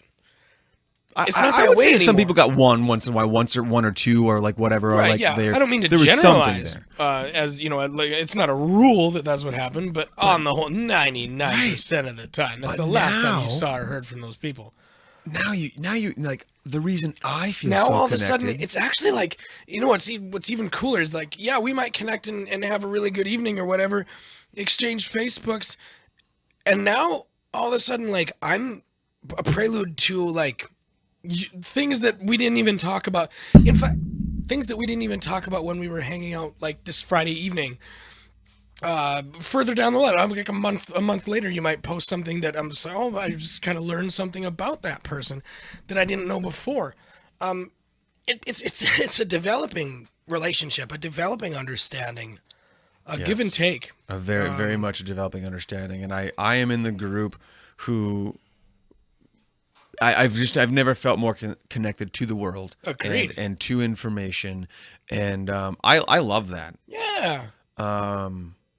I love libraries and everything they stand for, but sure, man, people are fucking busy, and if I can jump on a machine, and I can learn, and I can connect with other people, God, that's just more convenient than going to, as beautiful as libraries are, and as essential and as important as they are. It gives me a living give and take too. It does. No, not just a static, experience of. Because, dude, libraries are dying around the country. Well, sure. They're dying. They're fading. Rightly or wrongly. They are. No, they are. And I am pro library. I throughout my life have done a lot of cool things with our local public library here to help drive traffic there, and they are an essential function of society. But are they? Well, can I just take the con position on that? No, I would love for you to. I would love for you to. Can I just take the? I think they're replaceable. I mean, I think they're entirely replaceable. And I think they're entirely replaceable now. And I think they are being replaced. And I don't see that as necessarily bad. It's not bad or good, but not that I hate libraries. I'm not taking a hate library stance. I'm just taking a progress stance. Where you are wrong is that, and I only know you're wrong slightly or partially. You know I'm wrong. Oh, I know you are for sure. Because there are people that don't have the ability right now the ability or the functionality or the wherewithal or the resources Yes, you're for right. for a computer, the internet, Yes, you're right. or even if they did have a computer and the internet, how the fuck to use it knowledge to to use find the information. But at least they have the library. It's a Right. hub of information, Yes. and it's so necessary. And it should absolutely exist, if only for that. yeah, And for I sure. mean entirely. And if it's good to only take the for that. con position. That's why that's part of why these conversations are important. Like, Right. really, libraries are fucking awesome. But they're Like, on their way out. they are. They're on their way out. Rightly or wrongly, just they're like on their beer way out. truck drivers. Yeah, there you go. There you go, Like yeah. it's all. It's It's like cabs, taxi cabs. They're on their way out. The invention of Uber was the first. It was a was the major first nail in the catalyst. coffin. Major catalyst. The first nail in the coffin of the taxi cab first industry. nail in the coffin. Isn't the nail in the coffin the final blow? Like, well, I guess it depends I guess on there how has many to be a nails first there nail. are. It was certainly the first indicator that the taxi cab industry is on its way out. Its time has come for it to be done. Well, and I saw this really fucking crazy. It's mind blowing. So, buddy, yeah, cough drops. No, two of like the richest industries in this last year didn't own anything, and it was Uber / Lyft. Okay. I know they're two different ones, whatever. Uber and Lyft, Right. and then Airbnb.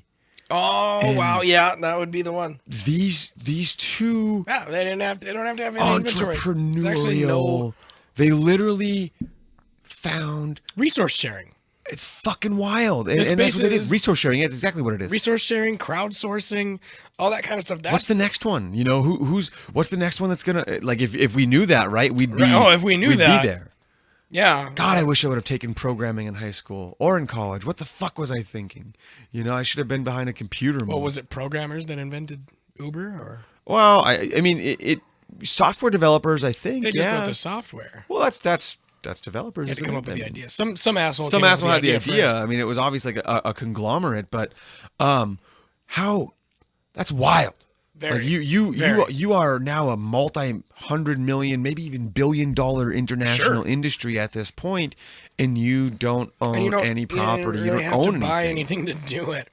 That's that know goes that- against everything Whoa. we've ever known. Whoa, yeah. About what it takes to build a successful business and brick and mortar and sweat, blood, Pulling and tears. yourself up by your bootstraps Sure, in America. that doesn't necessarily have to be anymore. We live in this virtual world now that enables an idea to extend beyond the physical and really reach out and can make a tremendous amount of money or just a big social impact without there social needing to impact. be any physical presence. Well, and there comes the give and take once again, because these new industries rise, right? So you've got people that can do a B&B, they're making side money. You've got Uber and Lyft drivers are making side money, but like, how many people are they putting out of work by creating this? Like, how many less taxi drivers are necessary?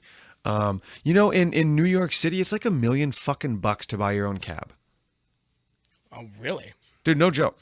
Like, motherfuckers, For all the license. find me, but for all the licensing and shit, like I was in New York City my first time earlier this year, and yeah, the cab driver in there, he fucking told me. That's why usually, like, when you buy a cab or you have a cab, multiple people own that one cab. Oh, sure.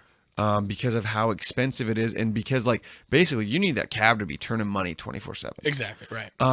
But dude, it's something like $1 million to own and buy and didn't know operate. that. Yeah, That's obscene. dude, how nuts is that? Why does Right? it need to be that? Because I guess that the industry is It's that important that fucking it's that lucrative. exclusive. It's lucrative. I mean, everybody's hailing cabs. I mean, Well, that's all well and fucking- good. It can be lucrative without needing to be so cost prohibitive. right? These two things are not. How many cab drivers in New York are pissed by Uber and Lyft? Well, but that's okay. That's progress. It's better. Okay, you come up with something better, then we'll do that. Taxis were cool because they were better than walking. They were better than Uber buses. Uber is cool because it's better than taxis. Yeah. I'm not sorry. I me neither. absolutely am not sorry. neither. Uber No, is infinitely better than a taxi. Oh, cab. dude, the first time I ever Ubered anything when I was going out to L.A. and my cousin who lives out in there in Long Beach, he fucking told me, he's like, dude, do you have Uber? I was like, what? What do you mean? What's an Uber? Yeah. Of course, he told me about it. I downloaded it, and we used it all over the city. I was like, holy fuck! It's so much cheaper. We dude, So much better. We took one cab, and it was a cab from the airport to our hotel. And I'm not going to say any prices, but factually, the Uber from our hotel back to the airport was literally half the cost. About half as much. Half as much. From my hotel in Chicago to the Bullshit, you cab motherfuckers. from my hotel you guys in are getting Chicago extorted. to the science Museum of Science and Industry. Uber there, cab back. Uber won by about 30%. And that's a good chunk, dude. You know, that's And the convenience of it all too. It's all on your phone. Bang, bang, boom. you ain't I don't- hailing, I you don't ain't have to fired, you right. ain't fighting with nobody. I don't have to make a phone call. Bang, No, bang, I will boom. say this. It's Have an you app. ever been in one of those situations where Uber was super fucking busy and they couldn't get you a driver, or if they could, it was like quadruple the charge? I Have you seen haven't, that? but I'm aware that Whoa. that surge pricing exists. I've driven for Uber too. Whoa, okay. I drove for Uber for only a couple nights because my truck is very inefficient. Yeah, and it's not just, a good. It's not a good it's mechanism not a for good- transporting people. People loved it, but yeah, it's not a for good you. money making Yeah, thing. no. Well, see, you know, and I thought about doing like an Uber. I thought that would be kind of cool, but then I was like, God, It is am fun. Am I just gonna be letting people into my car to fucking trash it? Like, Yes and no. yes and no. See, like, I'm gonna get my immediate fears. Oh, I'm gonna be an Uber. My immediate fear, the drunk asshole. Like the first thing that I think of as when I'm going through the thought process of being an Uber driver, my first fear is like getting that dumb drunk asshole Yeah. or that dumb drunk mean bitch. And they puke in my car. They call me a fucking asshole for not playing their favorite shitty song. Yeah. And like, I don't need that in my life. No. It was enjoyable. I only did it for a few days, but How many people did you pick up? Did you get a good like? I'd probably put it in. I did it for 2 days. Yeah, it's very know, limited experience. Maybe but- like let's say 20 total hours of driving. I probably had 50, 75 people. Oh, wow. You know, like it's chunk. steady work in Fargo. yeah, no so, shit.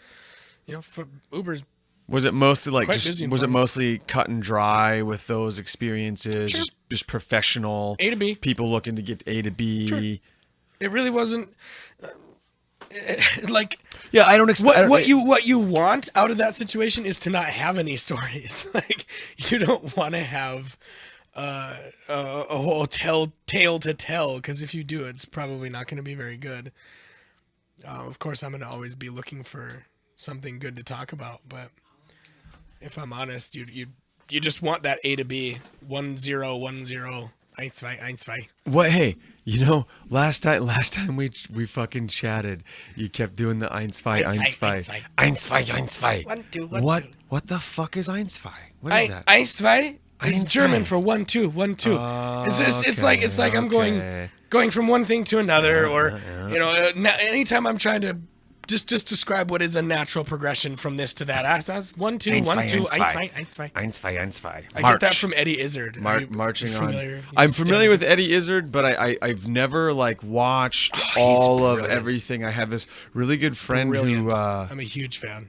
Yeah, dude, I have this one buddy of mine, this chick Kim, who is huge Eddie Izzard fan, and she was always insisting on me checking out Eddie He's so Izzard. goddamn funny. Now he's a comedian or he's a musician He's a comedian. or okay. He speaks 6 languages. He's a very, very, very smart comedy. I mean, it's very history based.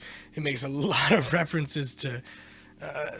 It's smart stuff. Where maybe if you're, he's funny on the face of it, but there's levels to it. Yeah, it's not for everybody. There's levels. Well, levels like to it. The more you understand, the smarter you are. The more you're gonna laugh at it. It's very funny. But maybe not as He's very, very talented. okay. Like I always enjoyed Dennis Miller quite a bit, but if you watch like Totally his, different. Yeah. A delivery, totally different approach. Yeah. I'm kind of referencing more like the intelligence of the comedy, and like Dennis Miller is throwing a thesaurus at you in his comedy.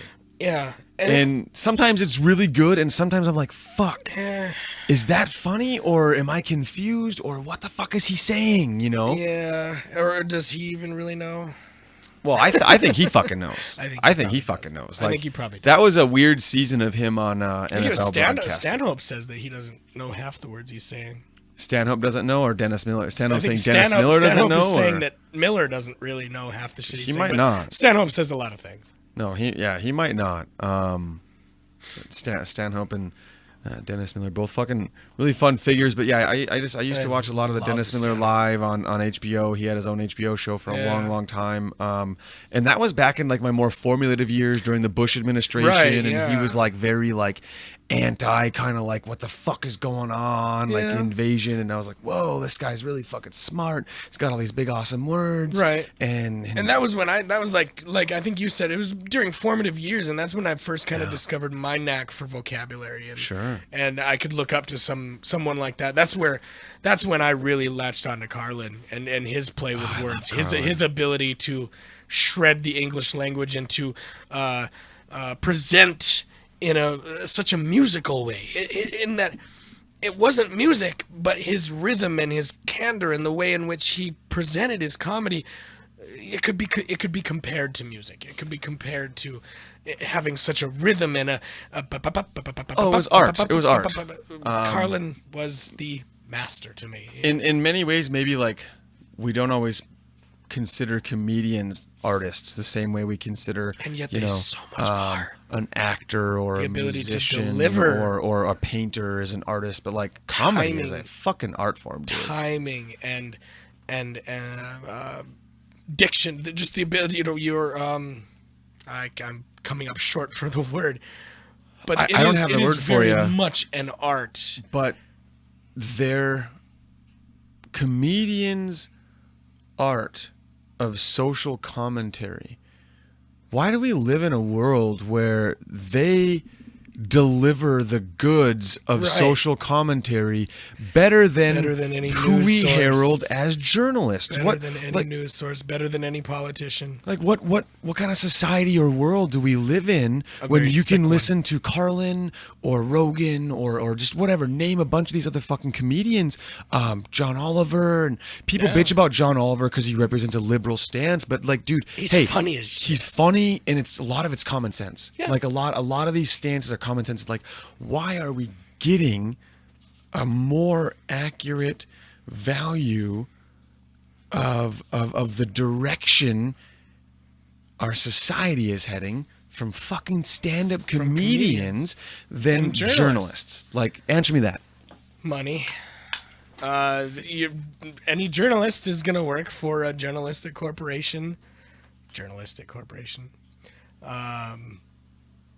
That has to sell advertising, that has to maintain a certain,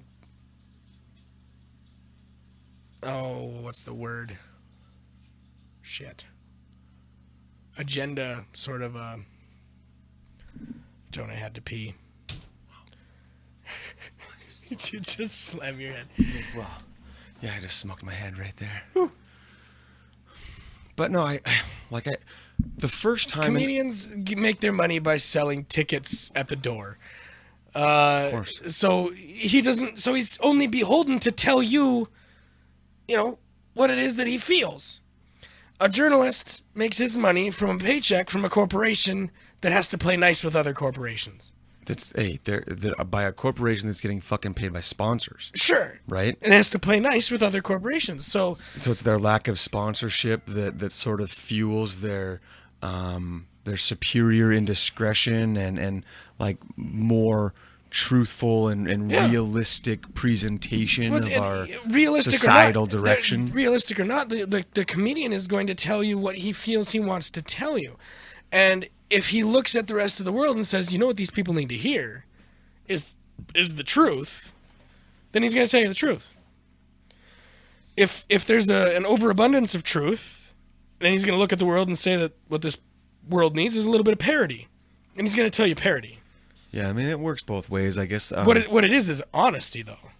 Either way. And I'm probably not alone in this, but I think Carlin was the first like really powerful comedic social commentator that I encountered. Me too. Where I was like, whoa, this guy, fuck, he's got it. Like, he's saying it. Like, he's changing the way, like, maybe not changing the way I think, but like, he was able to sort of like more eloquently present these subconscious thoughts that I was having. Pointing out things that are dumb that you've always just accepted and never really realized that they were dumb.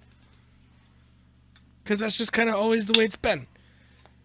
You listen to a little Carlin for your first time and you say, wow, that is kind of dumb. Well, it's fucking easier just to accept the status quo, isn't it? Sure. Like, well, of course, it's always easier to do so. Does that make it right or healthy? No, absolutely not. No, but it's the way shit definitely goes. You know, when you really fucking think about it, it's so much easier to get in line, if you will. You know, we want to just get in line, collect our non-starving tickets. You know, fucking Non-starving tickets. Well, that's what we do. Is it not that right? We go, we get in line, and it's all a line. Like, listen, we're in line every fucking day, everywhere we go. You get in line to drop your kids off at school. You get in line behind the fucking at the intersection, behind all the cars ahead of you. You're getting in line to get in the door, getting to work, clocking in. I mean, it's all shift, line, go, 1 0, eins zwei. 1 2. Stimulus response. Yeah. Like I'm you know, how much of that could we just fucking do on autopilot? Like almost all of it. It's crazy. And we wonder what are we using 6% of our brains, 8% of our brains? Total misnomer, by the way. Is that? Yeah, that doesn't really happen. What happens? The fact is we use our entire brain, just not all at once. It's like there are regions of the brain, right? You know, prefrontal cortex, cerebral cortex, things like that are all responsible for different things: language processing, smell, vision, hearing, touch, all kinds of different things. Well, they're all used, and like it's just that it's like we might use, say, 10% at any given time, given an average and very mundane experience, something that's just like me standing here talking to you. I might be using 10% of my brain right now, but it'd be like a different 10% later. So it's not like 90% of your brain just lays dormant. Evolution would say that why would 90% of your brain exist if you only use 10% of it? That's very much a waste of brain if you were doing that. What you're saying is it's so quick. Your brain's to assume. working in shifts. Well, a little bit, yeah. You know, they got us it's just working in that shifts. it's all responsible for different things. We have a very complex existence. You're doing different things at different times, and you need to. Who's micromanaging our brain? You know, who's doling out the responsibilities up there? Darwin. Fuck. Yeah, I don't know. That's a good one. Where's the true CPU? Well, right. You know, coming back to our fucking programming. You would have several like minor processing units. And, and you're going to have one thing that sort of determines what sends what resources to what. And in a way, your brain's a computer. Very right? much so. Like like not even really in a way. Like totally yes. Totally. Yeah. And I guess why I say in a way is because an extremely stupid, powerful computer, but a computer nonetheless. Yeah. Right. And what mechanisms are firing, and how do how do we get it all to work in unison, and who is drive? Like I said, who's the fucking driver up there? You know? Is it you? Your subconscious? Is like how many people you got up there at the steering wheel? These are the questions. Yeah. I mean, biology itself, and that does play into a lot of stimulus response type thing. And in that, most of what our brain is doing is just that, taking in information from our senses, processing it, and giving us a result. Like there's really no introspection needed in whether or not your heart beats right now, or whether or not you're breathing in, out in rhythmic pattern, whether or not what's maintaining your body temperature, things like that. Your brain is responsible. Your brain is working to do that right now. Very much responsible for all of those things. Sure. But it takes no consciousness that's to do autopilot. that. Right? Autopilot. So it's actually probably when you boil it down, it's very little that consciousness has to do with in terms of its relationship to the actual brain. Right? Because it's all very much taken up with just you existing as a physical being. Maintaining this busy thing Maintaining that's going on. You've got this whole body to maintain all the time. this And- meat robot. And most of it is, it's maintained by the brain, but it's not a conscious decision by you to do so.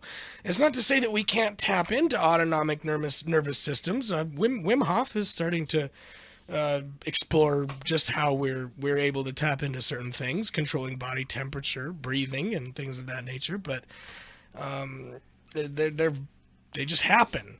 Our consciousness, what we define as consciousness, has very little to do with the actual body and seems to have entirely to do with our experience.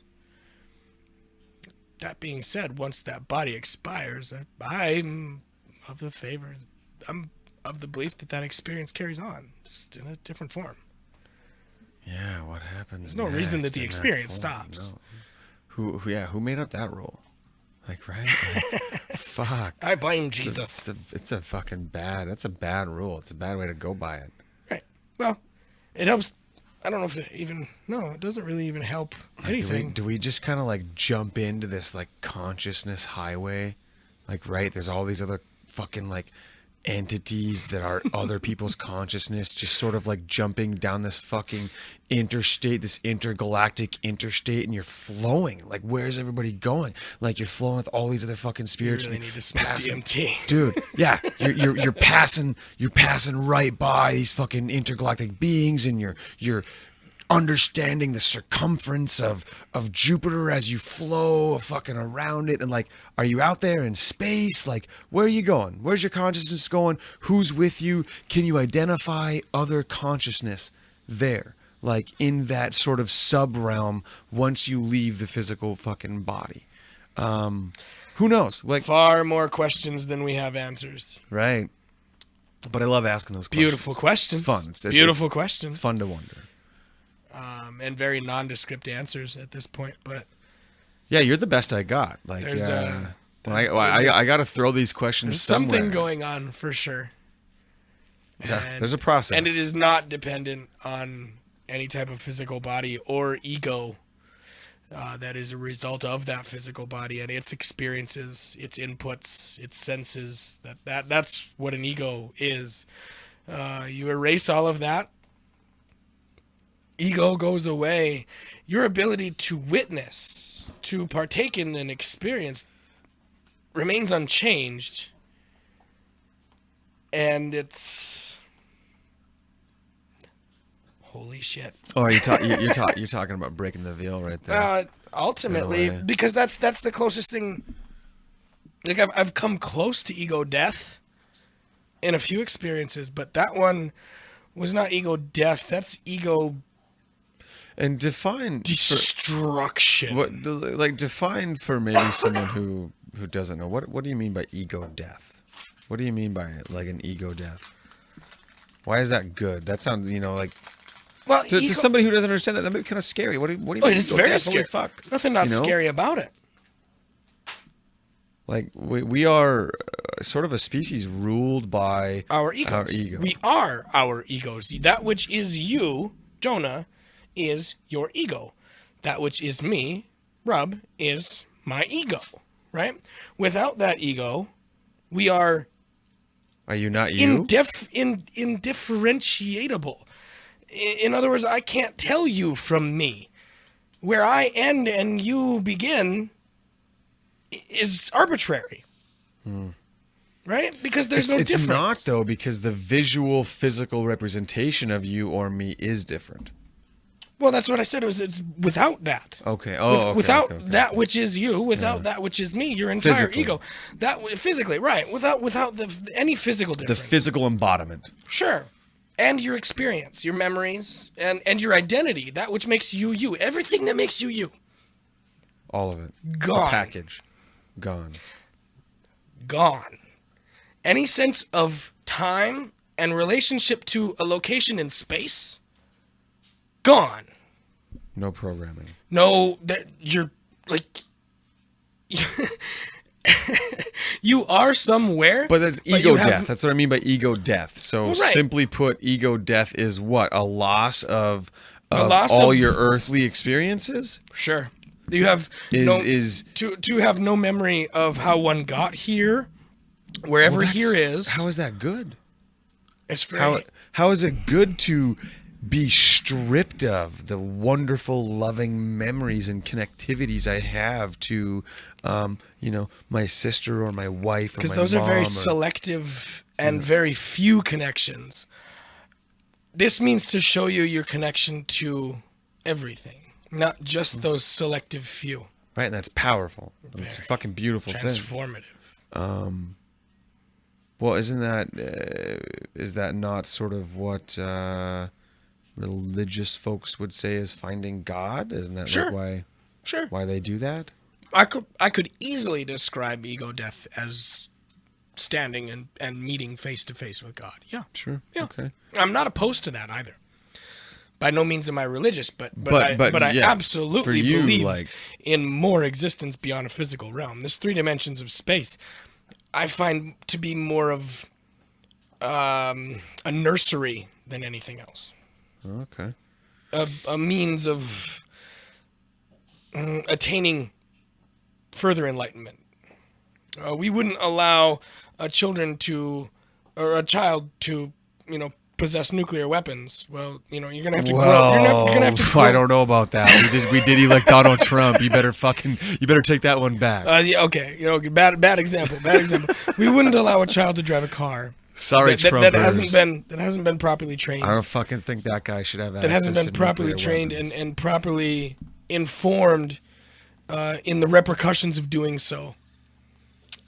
And this, I find, again, very open to discussion on the subject, I find to be a nursery and a place for us to grow, to attain a level of balance within yourself, Within or yourself within and- this realm, within the kinda universe, everything. Yeah, within your capacity to sort of. it's our opportunity to get woke, son. Yeah, it's our opportunity to be lit, fam. Right. No, are you on fleek or what? Is that what you're saying? I bought this shirt at the Fleek Market. Yes. Listen, we're probably totally using those terminologies wrong, and that's fine. Yeah, Right. that's fine. I don't even know what the fuck on fleek means. It's a combination of fly and sleek. Oh, I looked it up. you needed to like know. Urban Dictionary that? Yeah. Did you hear? No, did you hear it in real life first or on the internet? Yeah, I heard it. in person. Being attributed to one's eyebrows first, and I said, essentially, WTF, bro. And I needed to find out just what fleek was. And yes, it is a combination of fly and sleek. Dude, I don't know if I've ever been on fleek then. I've probably been on the verge of fleekhood. Maybe I've been in like the outer gravitational sphere of fleek. of right. fleek, Right, yeah. fam. Right. But I've never been lit enough to be fully on. Can't say as though I've ever been heady lit enough to have approached the vicinity of fleekhood. Oh man, Or I fleekdom, fucking as it were. jest. I jest big time, but dude, A lot of jesting. a lot of jesting. But really, if your subconsciousness is on fleek and you are in touch with the lit realms of the universe, fam, may We just took a beautiful the subject and fucking butchered the force shit out be of it. with you. Okay, Of course. That right that's on. really You take like- it with you. That's the center of my passion. Is Is to be able to use a lightsaber in the Force. well, I think that's really The center that's of all really of our that's passions, right? that's for everyone. Yeah. That's for everyone. right. That's not just for me. Okay, so question, and we're getting ready to close it out, and I always want to try to close out with a couple of fun questions. And we may not do this every time, but I'm going to hit you with a couple of we're not going to analyze these questions. I'm going to hit you with a couple of questions, and we're going to get some answers. And guys, I'm trying to break Rub, right? I'm going to break him down. I'm going to put the tough questions on him. I'm going to put him in a corner, and he's going to divide the masses with his opinions here. I'm very divisive. Very divisive. First one. You either like me or love me. Yeah. Like, you like me or love me, he don't want to be no fucking 40-degree day. Yeah. All right. No scrubs either. Pizza or burritos? Pizza or burritos? Again, I'm not going to be the asshole and present tacos, but... Yeah, there's no fucking third choices in these questions, people. There's so many different varieties of pizza and burritos that to pick one is... We're closing her down. Pizza or burritos? You've successfully broken me. Look at it. I've brought you a broken man in one question. You gotta go right here, dude. Back against. So I know for me, this is easy. Fucking pizza all day. Burritos can go right straight to hell compared to pizza. Then I'm taking burritos only based on your only based on being a contrarian. Based on your standoffishness.